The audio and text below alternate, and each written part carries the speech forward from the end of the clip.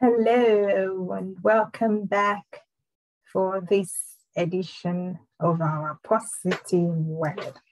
I trust that you're doing okay. Thank you for joining me. I'm really excited to see you. The focus today is no tattling. Is that a new word? Well, no tattling is, tattling or to tattle means to gossip. Yeah, that's the one we're used to. Well, when someone shares lies or untruths about a person, that's tattling.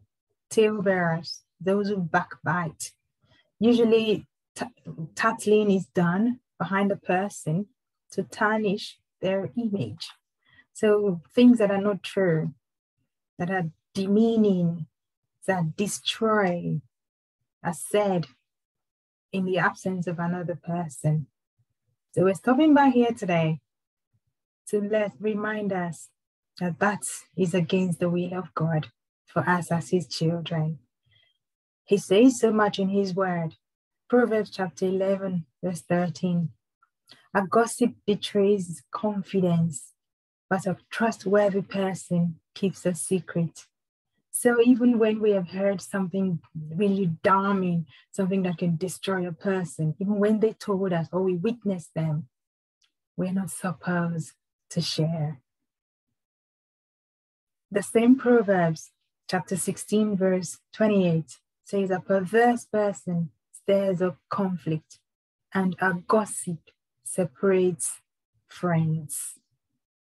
So whenever we engage in gossip, whenever we tattle, we share things about someone behind their backs, where we are separating people who probably God desires to be together.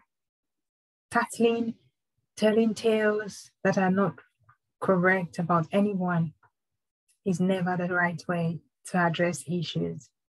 Proverbs chapter 20, verse 19 says, a gossip, we've just seen that. A gossip betrays a confidence.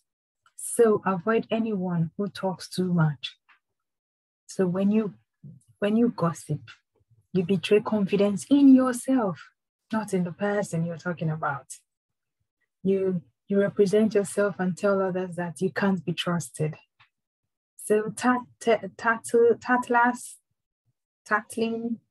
to tattle, to gossip, to backbite, to pick people's flesh apart when they're not there is of no benefit to either the person being talked about or the one who's sharing.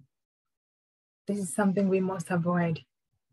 Proverbs chapter 26, verse 20 says, without wood, a fire goes out. Without gossip, a quarrel dies down. It's human nature for us to fall apart, for us to disagree with others.